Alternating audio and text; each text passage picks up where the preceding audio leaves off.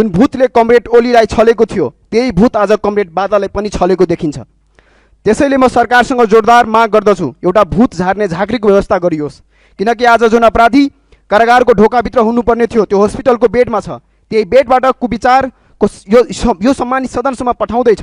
हाम्रो पार्टीको अध्यक्ष तथा पूर्व प्रधानमन्त्रीलाई अत्यन्त आपत्तिजनक शब्द प्रयोग गरेर अपराधीको संज्ञा दर्ज गर्नुभयो। सभामुखज्यू, यहाँ अपराधी करार गर्ने यो संसद होइन। अपराधी त न्यायालयले करार गर्छ, अदालती व्यवस्था अन्तर्गत ती विषयहरू प्रभावित हुन्छन्। त्यति मात्रै होइन, आज यो प्रतिनिधि सभा मार्फत उहाँले झाँक्री धामीको कुरा उल्लेख गरेर त्यसको व्यवस्थाको माग गर्नुभएको छ। यो प्रतिनिधि सभा अन्धविश्वासमा विश्वास गर्ने, यस खालको अत्यन्त अपमानजनक शब्द प्रयोग गर्ने ठाउँ होइन। सभामुख महोदय, Hardik IVF and Fertility Center, where miracles come to life. शून्य समयमा बोल्ने क्रममा यहाँ एकजना सत्तापक्षको मान्य सदस्य नाम लिने अनुमति दिनुहुन्छ भने म नाम पनि उल्लेख गर्न चाहन्छु। त्यो हामी हेर्छौँ, हजुरले आफ्नो विषय राख्नुहोस्।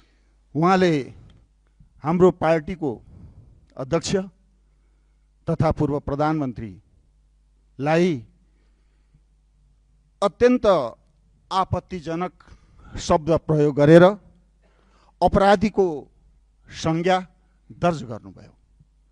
सभामुखज्यू, यहाँ अपराधी करार गर्ने यो संसद होइन। अपराधी त न्यायालयले करार गर्छ, अदालती व्यवस्था अन्तर्गत ती विषयहरू प्रभावित हुन्छन्। त्यति मात्रै होइन, आज यो प्रतिनिधि सभा मार्फत उहाँले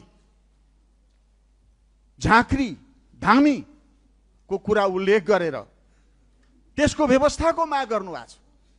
यो प्रतिनिधि सभा अन्धविश्वासमा विश्वास गर्ने, यस खालको अत्यन्त अपमानजनक शब्द प्रयोग गर्ने ठाउँ होइन। सभामुख महोदय, त्यति मात्रै होइन, हाम्रो दलको नेता रामबहादुर थापा बादलप्रति उहाँले त्यही अपमानजनक शब्द प्रयोग गरेर उहाँलाई समेत अपमानित गर्नुभएको छ। यस खालको शब्दहरू त्यो प्रतिनिधि सभाको रेकर्डबाट अविलम्ब हटाइयोस् र यस ढङ्गले अपमानित गर्ने मान्य सदस्यको त्यो शब्दावली आपत्तिजनक छ, फिर्ता गरियोस्।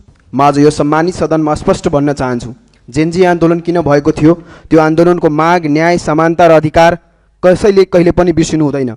सभामुख महोदय, यो सरकार त्यही रक्तरञ्जित आन्दोलनको बलिदानमाथि बनेको हो। कहिले जेनजी घाइतेहरूको रोजगारी सुनिश्चित हुन्छ र कहिले मृतक परिवारले न्याय पाउँछ। शहीदप्रति हार्दिक श्रद्धाञ्जली। अनि सभामुख महोदय, जुन भूतले कमरेड ओलीलाई छलेको थियो त्यही भूत आज कमरेड बादललाई पनि छलेको देखिन्छ। त्यसैले म सरकारसँग जोरदार माग गर्दछु, एउटा भूत झार्ने झाँक्रीको व्यवस्था गरियोस्, किनकि आज जुन अपराधी कारागारको ढोकाभित्र हुनुपर्ने थियो त्यो हस्पिटलको बेडमा छ। त्यही बेडबाट कुविचारको यो सम्मानित सदनसम्म पठाउँदैछ। सभामुख महोदय, भ्यू टावर त बन्यो तर किसानको खेतमा पानी पुगेन। मधेसका महेन्द्र हाइवेदेखि हुलाकी राजमार्ग जोड्ने एउटा पनि बाटो सुरक्षित छैन। हिजो मात्रै महोत्तरीमा एसई दिएर फर्किएका 3 जना युवाहरू 2 मोटरसाइकल ठोकिँदा आगोमा जलेर ज्यान गुमाए। कसको जिम्मेवारी हो? तराईमा ड्रग्सको अवस्था भयावह छ।